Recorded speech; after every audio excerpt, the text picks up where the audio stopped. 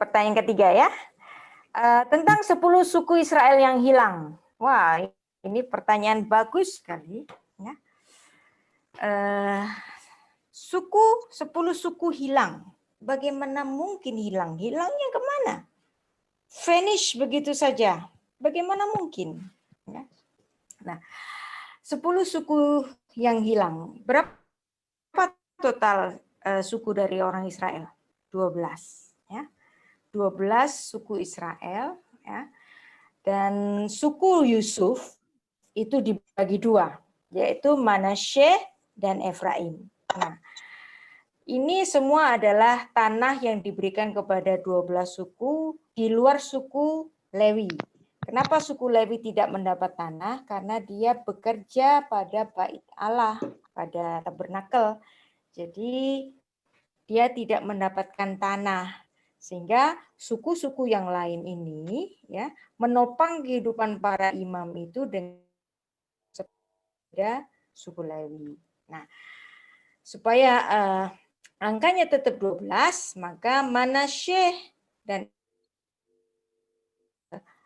mendapat tanah sendiri karena Yusuf itu dirujuk oleh bapaknya oleh sebagai dia mendapatkan berkat anak sulung. Nah, anak sulung itu selalu mendapat 2 bagian dibanding saudara. Di sini Yusuf mendapat 2 bagian, yaitu suku Manasye dan Efraim. Ya, terbagi jadi 2. Dan Yosua masuk ke tanah perjanjian dan membagi tanah Kanaan itu kepada suku-suku Israel. Demikianlah tanah ini diberikan kepada 12 suku-suku Israel kecuali kepada Lewi. Karena Lewi dikhususkan untuk melayani di bait Allah atau di tabernakel. Ya. Nah, kenapa 10 suku yang hilang? Nah, jadi tinggal berapa suku? Ya. Lewi pasti masih ada di 2 suku lainnya siapa? 2 suku lainnya adalah Yehuda dan Benyamin. Ya. Nah, yang suku Asher, Efraim, ya, Naftali dan lain-lain itu mereka terpisah. Nah, pisahnya kapan? Nah, pisahnya itu adalah ketika Salomo mati. Ya. Dia memiliki seorang putra namanya Rehabeam, ya, menduduki tahta menggantikan Salomo. Nah, kemudian masih terjadi satu pertikaian antara suku-suku dari suku Yusuf. Kenapa suku Yusuf ini memberontak? Karena dia merasa bahwa Yusuflah sebagai anak sulung.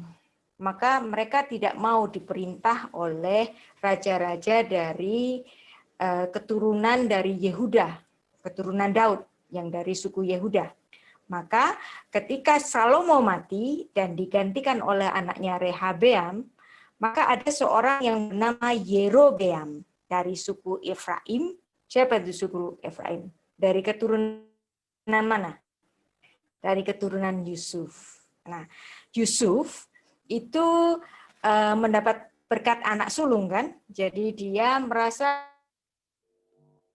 karena Yusuf itu yang mendapatkan hak kesulungan, kenapa aku harus dipimpin ya. Nah, maka memberontaklah ini si Yerobeam ini membentuk satu kekuatan baru, membentuk kerajaan di utara dengan bukannya di mana ada yang tahu?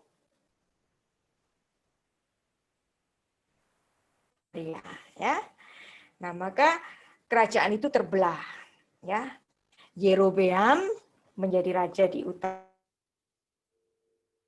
menjadi raja di Yehuda. Jadi kerajaan utara itu disebut dengan kerajaan Israel, kerajaan di selatan disebut sebagai kerajaan Yehuda, ya, karena raja-rajanya dari keturunan Yehuda. Nah, Anda baca di sini 1 Raja 11 ayat 26. Juga Yerobeam bin Nebat, seorang Efraim dari Sereda. Nama ibunya Zeruah, seorang janda, memberontak terhadap raja. Apa yang dijadikan yaitu isu pemberontakannya itu adalah menganggap pajak yang dikenakan oleh Salomo kepada rakyat itu terlalu tinggi.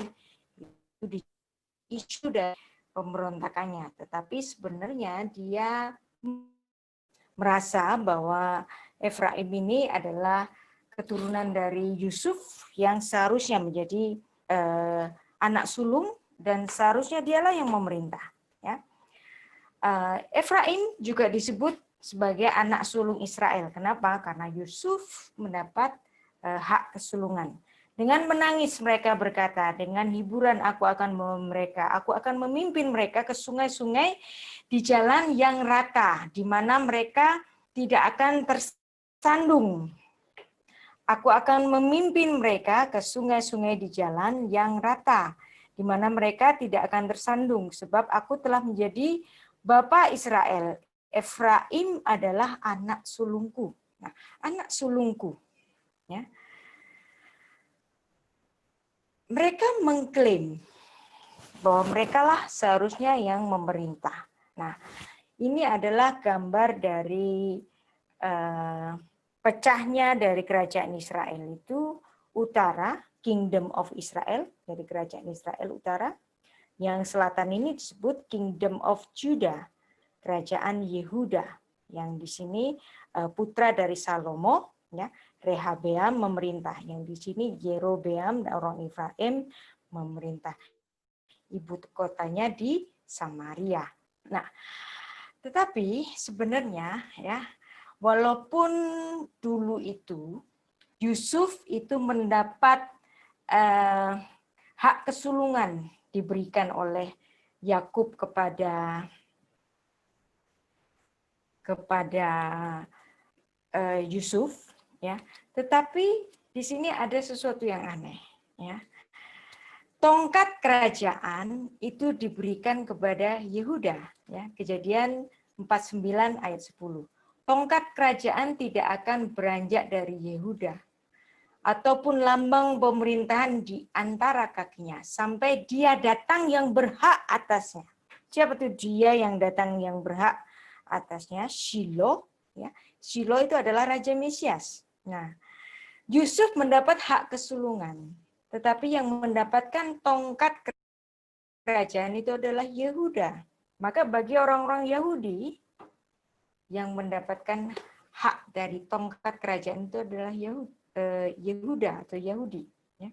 Nah, di sini terjadi pertikaian dan terjadilah perpecahan dari negara itu. Nah, kerajaan di utara itu memberontak kepada Tuhan dan mereka menyembah ilah-ilah lain sehingga Tuhan marah dan membiarkan mereka dikuasai oleh Asyur. Ya. Nah, hancurnya kerajaan Israel ditegaskan pada 2 Raja 17 ayat 22 sampai 23. Demikianlah orang Israel hidup menurut dosa, segala dosa yang telah dilakukan Yerobeam, mereka tidak menjauhinya. Sampai Tuhan menjauhkan orang Israel dari hadapannya seperti yang difirmankannya dengan perantaraan semua hambanya para nabi. Orang Israel diangkut dari tanahnya ke Asyur ke dalam pembuangan ini. Demikianlah sampai hari ini. Nah, inilah yang menjadi titik dari hilang 10 suku Israel di utara. Jadi karena mereka memberontak kepada Tuhan. Nah, ya. Oke. Tadi Anda masih ingat bahwa yang menjadi ibu kota dari Israel Utara itu mana? Samaria. Ya. 10 suku hilang memang, ya. 10 suku itu hilang, ya. Tetapi apa? Tetapi masih ada sisanya, sisa Israel. Siapa itu? Sebenarnya orang Samaria itu adalah orang-orang yang setia, orang yang masih setia pada hukum Musa. Nah, orang Samaria itu menyebut diri mereka sebagai Bene Israel. Ya. Samaria itu dalam bahasa Ibrani disebut Shomrim. Shomrim. Ya. Shomrim itu dari kata Shamar. Nah, Shamar itu artinya apa? Arti Shamar itu adalah the keepers. Ya. Dan orang-orang Samaria ini memiliki tata ibadah sendiri yang dimana mereka itu beribadah di Gunung Gerizim. Kalau orang di Yudea itu beribadah di Gunung Sion, mereka beribadah di Gunung Gerizim. Jadi punya tata ibadah sendiri, ya. Dan orang Samaria ini tetap menolak keunggulan dari suku Yehuda atau kerajaan Yehuda. Nah, agama Samaria itu sebenarnya agama yang masih murni memegang kitab Torah, ya. Mereka memegang satu iman, Allah yang esa, satu nabi, ya, Musa saja, ya. Nabi yang lain dia nggak mau akui, mereka hanya mengakui Nabi Musa, ya. Mereka mengakui satu kitab suci, satu, dia hanya memegang Torah. Nah, mereka beribadah di satu tempat suci yang mereka sebut sebagai Gunung Gerizim, ya. Dan di Sikar ini atau di Shechem, nah Tuhan Yesus itu bertemu dengan salah satu dari seorang Samaria, ya, dan ini menarik sekali, ya. Pada Perjanjian Baru Tuhan Yesus sengaja nanti melewati daerah Samaria dan dia bertemu dengan perempuan Samaria itu. Nah, di sini ada Gunung Gerizim, di sini ada Gunung Ebal. Nah, di gunung ini, ya, di Gunung Gerizim ini adalah tempat di mana mereka beribadah kepada Allah Abraham. Jadi mereka tidak mau beribadah di Gunung Sion. Jadi bait Allah runtuh, mereka nggak peduli orang kita ibadahnya di Gunung Gerizim, nggak masalah, gitu kan? Nah, orang-orang Samaria sampai hari ini itu masih ada. Jadi mereka tinggal di dekat Gunung Gerizim di situ, di kota yang namanya sekarang itu Nablus, ya. Ini adalah komunitas Samaria yang sekarang.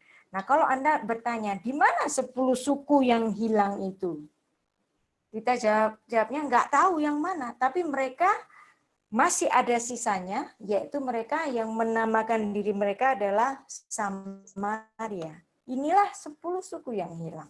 Dan Tuhan tidak melupakan mereka, ya. Mereka tetap menjadi perhatian dari Tuhan Yesus, ya. Dan dulu di Gunung Gerizim ini pernah dibangun sebuah gereja oleh pemerintahan kerajaan Bizantium atau Imperium Bizantium pada abad keempat, tetapi karena perang salib kemudian gereja ini runtuh, tetapi ya gunung ini tetap menjadi rujukan bagi sisa dari Israel untuk beribadah di tempat ini, ya. Mereka masih memegang Samaritan Pentateuch. Nah, Samaritan Pentateuch ini adalah umumnya sama, hanya sedikit saja ada perbedaan-perbedaan, utamanya pada tempat di mana mereka mengadakan kebaktian atau penyembahan bagi Allah yang esa, ya.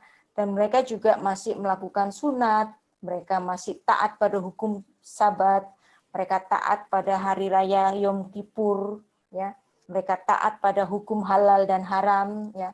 Mereka taat pada korban Paskah. Nah, Yahudi Rabbinik hari ini tidak melakukan korban Paskah karena bait Allahnya sudah runtuh.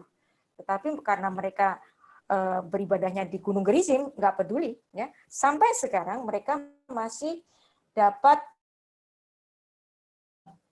melakukan pengorbanan untuk Hari Raya Paskah, dan mereka masih merayakan 7 hari raya Paskah, Hari Raya Roti Tidak Beragi, Hari Raya Pentakosta, Sangkakala, Perdamaian, Pondok Daud, dan Hari Raya Semini Atseret. Nah, tentu saja orang Samaria tidak merayakan Hari Raya Purim dan Hanukkah karena itu berkaitan dengan orang Yehuda.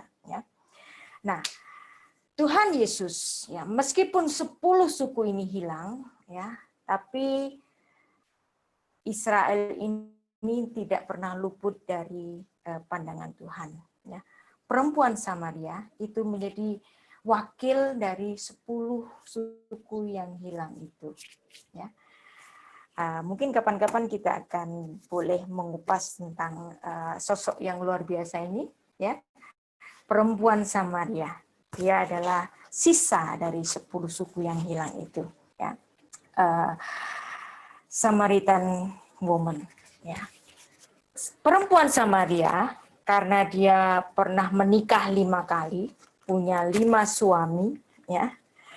Itu selalu dirujuk sebagai seorang perempuan yang nggak benar. Ya. Ada setuju di sini? Perempuan ini secara tidak adil itu selalu dikatakan sebagai perempuan yang nggak benar karena bersuami 5. Nah, tetapi kalau saya mau bertanya, bagaimana seandainya kawin-mawinnya ini terjadi karena dia tidak memiliki putra? Ya, dia kawin dengan seorang laki-laki. Dia nggak punya putra. Lalu kemudian laki-laki itu meninggalkannya. Terus dia mencoba lagi kawin lagi, terus nggak cocok lagi, mungkin 1-2 hal, mungkin karena dia tidak punya putra, maka dia ditinggal oleh suaminya sampai 5 kali misalnya. Ya, jadi jangan selalu menganggap perempuan Samaria ini perempuan yang nggak benar gitu.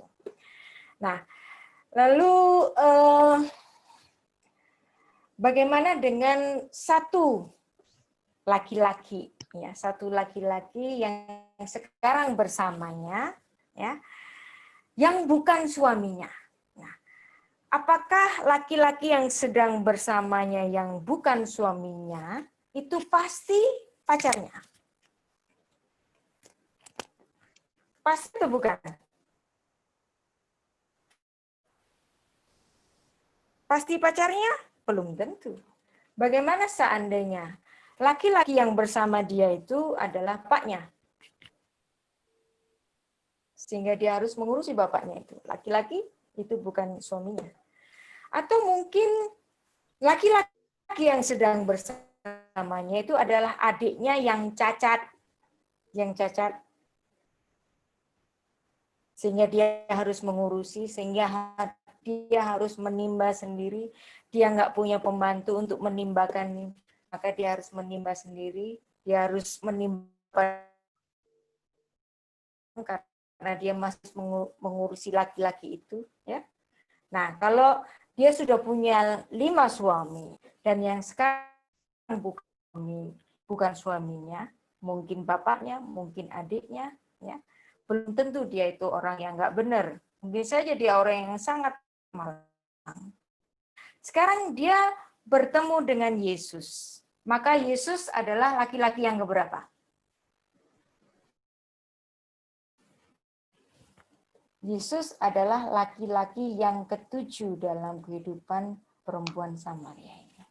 Nah, Alkitab kita kalau dipandang dari wawasan Ibrani itu sangat syarat artinya lebih dalam sekali. Kenapa Yesus dalam peristiwa ini disebut sebagai posisi Yesus itu adalah laki-laki ketujuh dalam kehidupan perempuan Samaria ini. Nah, apa makna angka 7? Ya. Makna angka 7 adalah makna pengampunan. Dan ini bisa kita rujuk dalam kitab Kejadian, yang dimana ketika Kain membunuh Habel, dan ada orang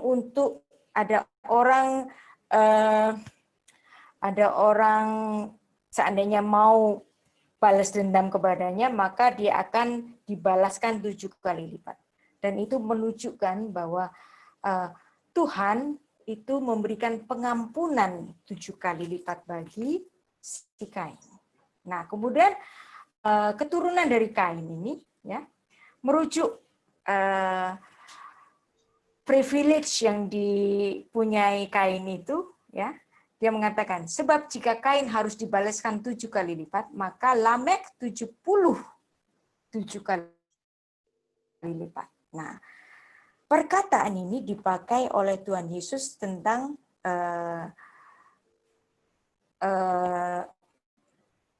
ibarat tentang pengampunan, ya.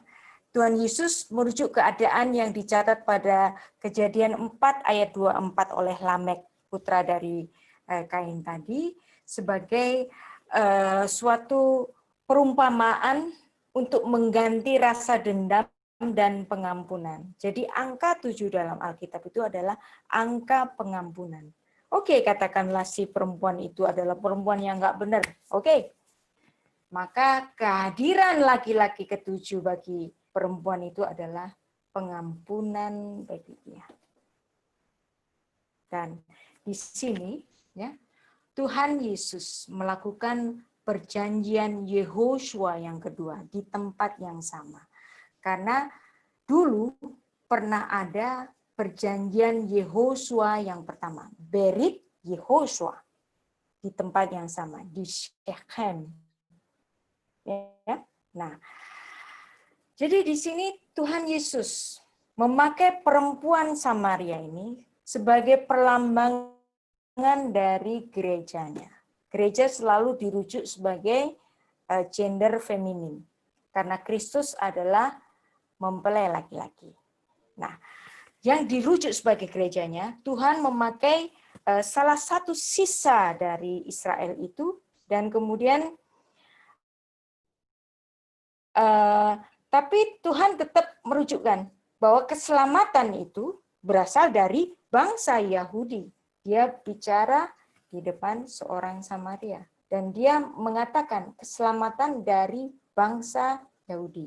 Nah, di tempat yang sama, pada zaman dahulu, itu juga terjadi Berit Yehosua. Yehosua yang pertama. Ketika orang Israel diantar oleh Yosua, pengganti dari Musa, untuk masuk ke tanah suci, itu melakukan perjanjian Yehosua yang pertama, ya, di tempat yang sama di Shechem, ya, bahwa Yehosua ini menetapkan kembali, ya, kepercayaan umat Israel kepada Allah yang esa, ya.